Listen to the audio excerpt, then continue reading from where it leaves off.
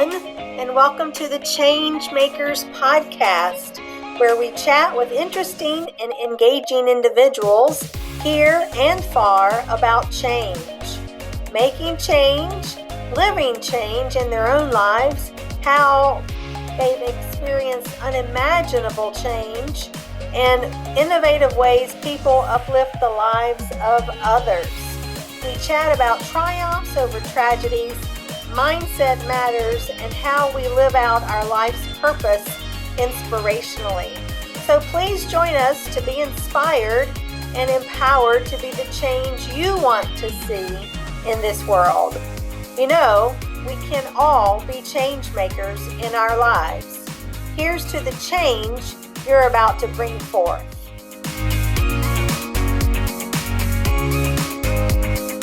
Hey everybody, this is Kimberly Rice, Chief Changemakers of Changemakers, and I'm coming to you this afternoon with my colleague and friend Matt Ward. So we want to talk today about how Matt Ward speaks at mattwardspeaks.com. And we're going to talk a little bit about change making in the life of a public speaker and someone who enjoys building relationships for growth for all. So, Matt, I want to welcome you today to Changemaker Podcast. Thanks for having me on, Kimberly. I greatly appreciate it. Certainly. So, I'm just curious if you would please share with our listeners a bit about yourself and your professional journey and what you would do even if you weren't getting paid for it. Yeah, thanks. So a little bit about myself. I grew up, in Hershey, Pennsylvania, Chocolatown, USA. The youngest of three boys, the first to graduate high school and the only one not to go to prison. Let that sink in for a minute. That's actually probably my claim to fame, sadly.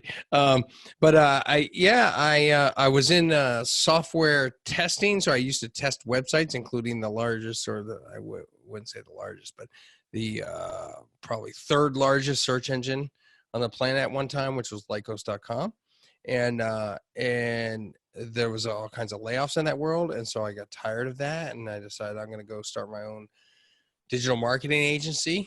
And did that in 2002, took it full-time in 2005, ran that for 16 years and exited that in 2018, selling that business to one of my long-term employees who I had actually met in a networking group. So I developed that relationship over a period of time.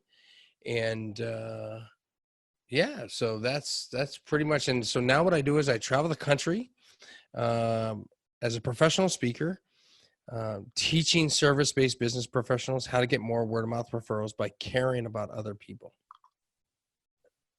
And tell us how you do that in 2 seconds or less.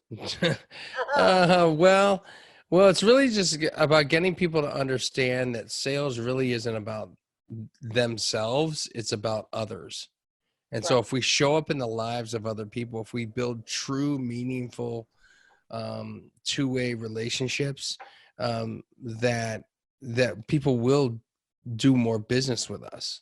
And, I don't believe that people do business with who they know, like, and trust. I'm sure a lot of people have heard that. I actually think that people do business with who they know, like, trust, and care about, to the point where they'd invite us over to their house for a cookout.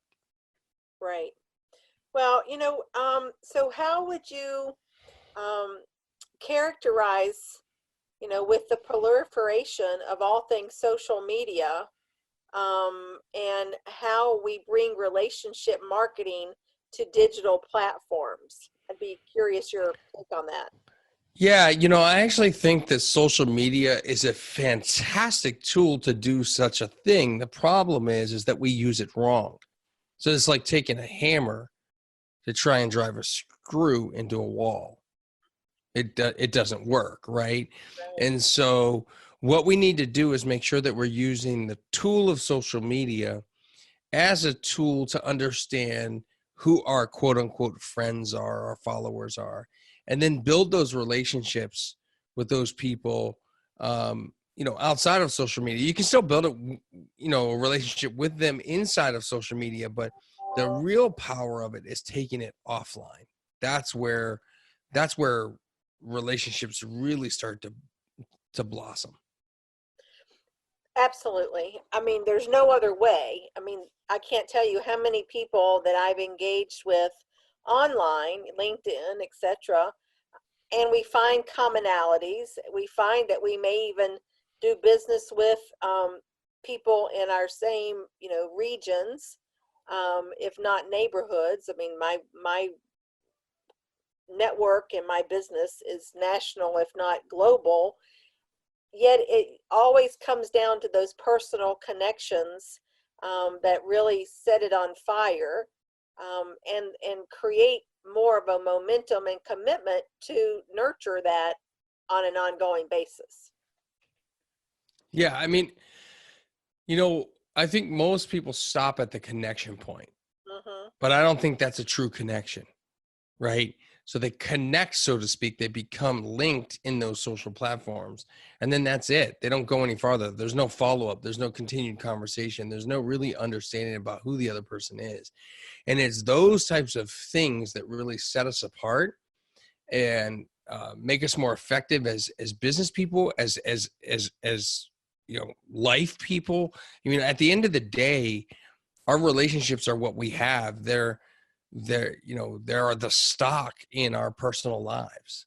And it's if you run into trouble, real quickly how your stock is doing, because your relationships will prove whether or not you had been there for other people. Right. Yeah, it really does all come down. I mean, we all have different ways. I've worked in the professional services marketing space for forever, and there are lots of tools in the toolkit. But at the end of the day, it does come down to how strong our connections and relationships are with being of service.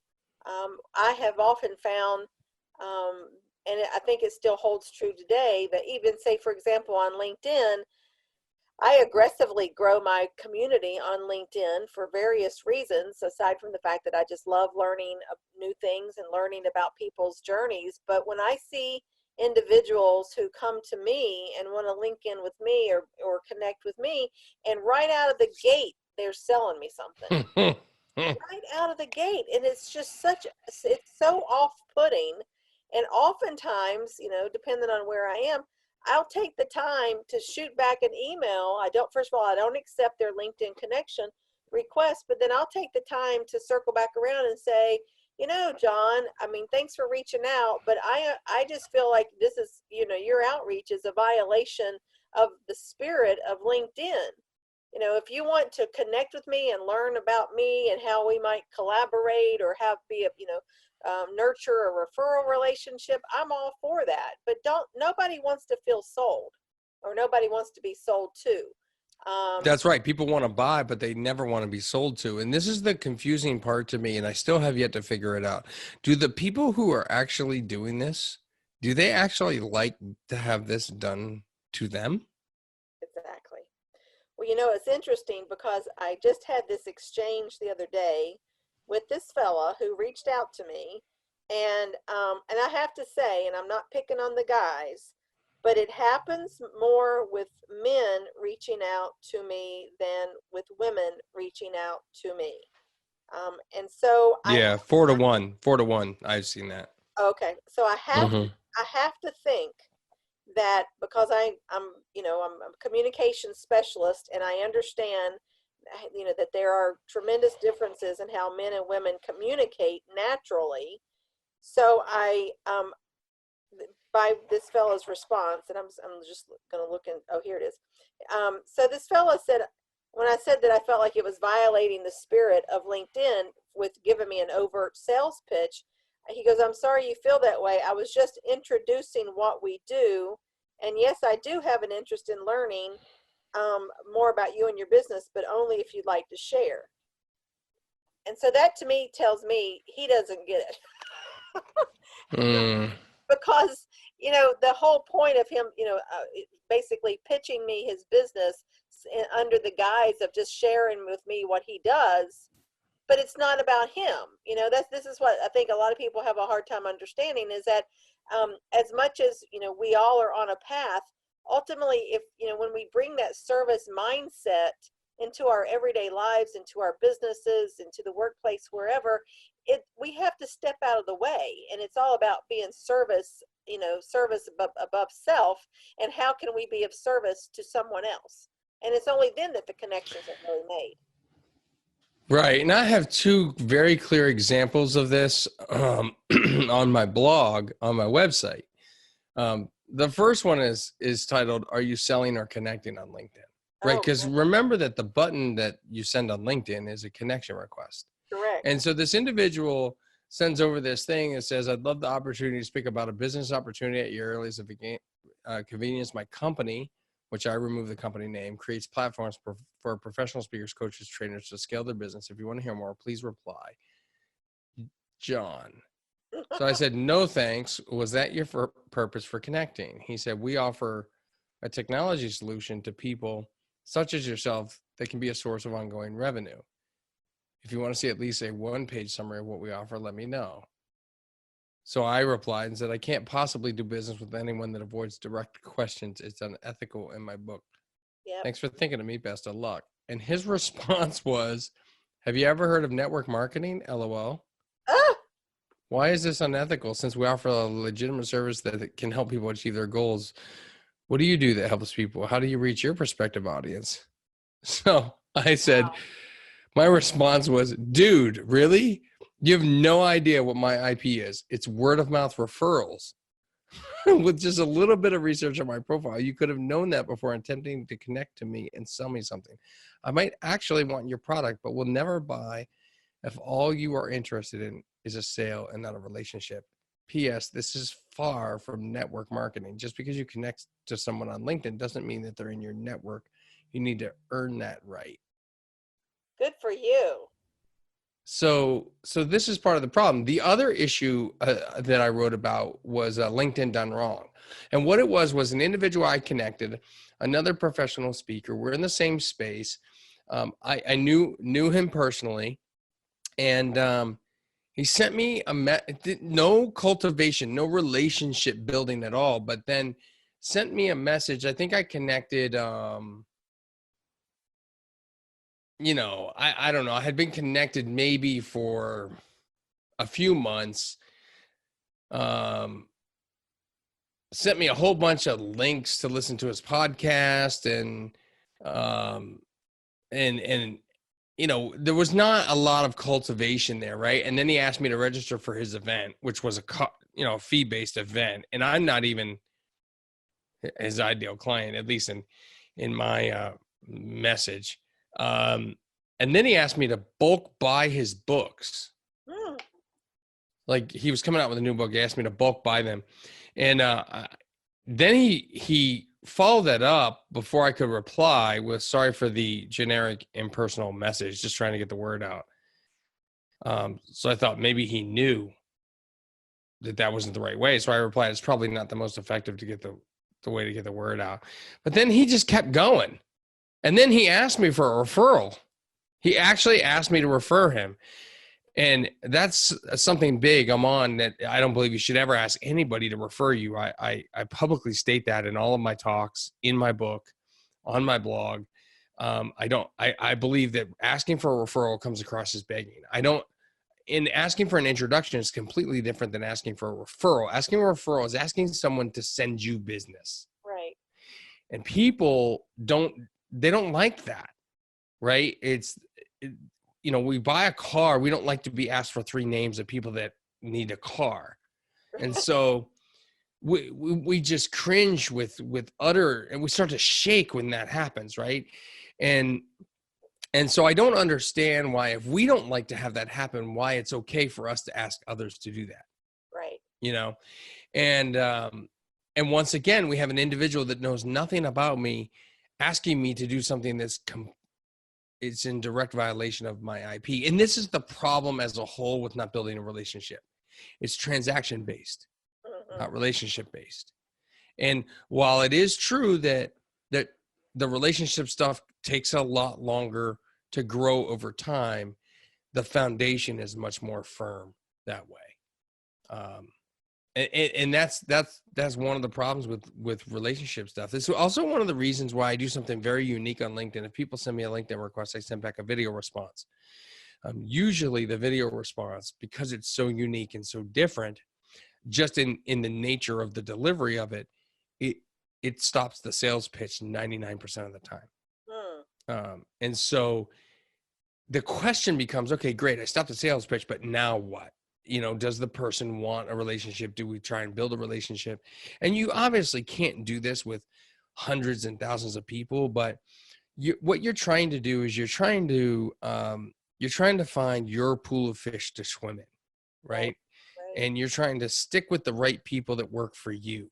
And I always tell people that you want to gravitate to the folks that you can refer based on your clientele and that can refer you based on their clientele, right? We don't ever want to be building or focusing on trying to get referrals from the end consumer, because that takes, the end consumer is going to give you 1 to 3 over a lifetime. But the referral partner, the people in a position who work with the same type of clients, is going to give you 1 to 3 referrals a year. And so it's a big difference. And when you start to think differently like that, you do really become a change maker at that point, because now you're focused on where you can get a volume of referrals, and that's going to accelerate, your business in a lot of ways. Exactly. Well, you gave me a great opening there, and that is speaking about change making, which is something I'm very passionate about. And I know that I was speaking to, actually earlier, I was hosting a podcast with a wonderful, wonderful woman psychotherapist who works with women, high-powered, high-achieving women, and we were talking about change making and why people resist it. Because a lot of people do resist it, and they operate with the fixed mindset versus the growth mindset, and there's a lot of fear behind change due to the uncertainty. But I'm curious, from your unique perspective, what is the mindset of a change maker to you, and how can we all apply this thinking, in our lives and our businesses? So I mean, I think it's an interesting word, right? Change maker, because to me, it means that you're taking action. You're modifying your behaviors, right? And I look at it from the standpoint of, how big is the change that you're making, right? Because I think that everybody looks for that big change, but I don't think that's effective, right? I think that's a shock to the system. And so I believe in very small, minute, minuscule changes that can change the trajectory of something. So if you think about, the space shuttle, for example, when that thing launches from Earth, if you have a degree, if you're a degree off, you're completely missing the moon, right? And so if you adjust that on purpose, right, just 1 degree, because you want to take a different path, it's going to lead you in a completely different direction.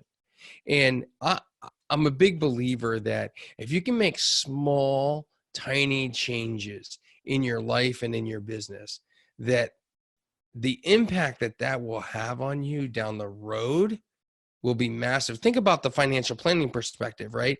When they talk about that compound interest, and the earlier you save in your adult life, they say, what is it? I think it's a 16-year-old graduates from high school, or an 18-year-old graduates from high school. And if they invest this certain amount of money or whatever for, 20 years, they have $1 million. But if you do it when you're 40, you don't have $1 million, type of thing. And so it's kind of this, the law of compound interest. And I think that applies directly to small, minute changes that you can make in your life and in your business. Well, it is. I mean, because it's the practice discipline day over day over day. Many of us, given how many demands are on our time, all the different modes of communication, if we are not super duper disciplined, life can get in the way, pull us off focus and off task, And, it's just a matter of checking the box to get through the day, and oftentimes I found out through the survey that we're doing with women professionals that the number one thing that gets neglected is self-care. And then the second thing is relationships. Mm. And so, we're just maxed out on what our brain can handle. And so, as important as relationships are, business, life, personal, whatever, their work. I mean, you have to nurture and feed the relationships in order to sustain them. And that goes for business or marriages or, parent child or whatever. So it's a fascinating topic to me. And I've seen that be very fascinating in the work and the path that I have followed. But I'm just curious, Matt. Um, if you could give your younger self, one piece of professional advice, what would that be? Um, well, I'd like to have two pieces of professional advice, I guess. The first would be to start saving for retirement and investing earlier. I didn't do that. And so I'm playing the catch-up game now. But the one would be to listen to my grandfather. When I was 18 years old, my grandfather and I, so we were having this conversation. He lived in a high rise overlooking Washington, D.C. It's a place we would go every year for July 4th to watch the fireworks, just over the Washington Monument. It was fantastic. And we were there earlier that day on July 4th before it got dark. And we were having a conversation, just sort of about people.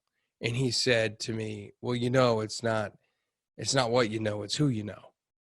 And at the point in time, I was too dumb to realize that this giant in legal history, he was a judge for the Social Security Administration, and knew exactly what he was talking about. But I decided I was going to compete with him and say, well, no, Granddad, if I get into a conversation with somebody and I don't know what I'm talking about, I'm going to look pretty stupid. So I think it's what you know, not who you know. And he said, boy, I tell you, it's who you know, not what you know. And I look back now and I'm like, geez, man, I wasted 20 years, 20 years of my life until I absolutely realized, maybe it wasn't 20, it was probably 15, but it really kicked in sort of midway through me owning my design agency. And I started to realize, you know what, these people that are referring me, they're all referring me, it's a little bit about what I know, right? But it's much more about who I know, because they didn't care that I was never the one doing the work on their website. Right. I was always the one who had the team behind the scenes doing the work, whether I was outsourcing it or they were in-house. It didn't matter to them. Right. I was the one who was responsible. And what they knew about me was that I would stand behind my word. That's so important. I mean, that's critical for Yeah. ongoing. And they talk about relationship with the client partner, the client business partner relationship. I mean, there's a huge bond there, and there's a huge bond between the contract between a client and a service provider. And if you don't have Yeah. that trust and you don't have that relationship, it's not going anywhere fast. Yeah. And in service-based businesses, we're not doing business with brands, right? We're doing business with people. We don't hire brands, we hire people. We do business with the individual, not the corporation. We might write the check to the corporation. The credit card might be charged by the corporation, but the person is the reason we're doing business with them. And even that means if you're an owner of a business and you have a sales team, they're doing business with that salesperson. I Right. try to tell realtors this all the time. They don't care what shingle is hanging above your name for that real estate license. They don't care if it's Keller Williams, Coldwell Banker, Century 21, Remax. They don't care about any of that stuff. They're doing business with you, the individual. Hmm. And when you move firms or agencies, they're going to go with you, right? Because that's not how this works. Now, if you're talking about where do I buy gas for my vehicle, yeah, you might buy based on brand. Where do I buy some clothing? You might buy based on brand. Where do I eat at a restaurant? You might buy based on brand, right? But ultimately, when it's a service-based business, you're talking about trades, I just spoke at the paving expo, National Paving Expo. These people, they can choose from 12 different paving companies in their town. So it's not about, the brand behind it. It's absolutely about the person that comes and the relationship they build and how they came in. And if it's done right, the referral source, the person that referred you in, has pre-sold that whole thing based on your reputation. Right. Exactly. Exactly. Well, Matt, this has been so interesting. Thank you so much for sharing. And I want to give our listeners the way for you to be able, them to connect with you most efficiently. So if you would please share with us what is the easiest way to reach you. Yeah, sure. So my website is Matt Ward, W-A-R-D, speaks.com. I do have 2 resources for the audience. If they want to get that, they can go to fireupreferrals.com. And fireupreferrals.com is going to give them 7 things that they can do to build better relationships in under 5 minutes a day. So Wow. that's the first resource. The second resource is the referral revenue calculator. So it's an actual Excel spreadsheet or a link to a Google sheet, which will tell them exactly, they can put in all the numbers that they want, and it spits back out the actual revenue they'll create if they go off and build these relationships with these referral partners that we've been talking about. Wow, that sounds like a handy dandy tool. Right? Yeah, good stuff. So that's fireupreferrals.com. Fabulous. Well, thank you so much. And thank you, listeners, for joining us for another episode of Changemakers podcast, where we love to create bold lives and careers. And so until another episode of our Changemakers podcast, we hope you will be the change that you want to see. Until next time.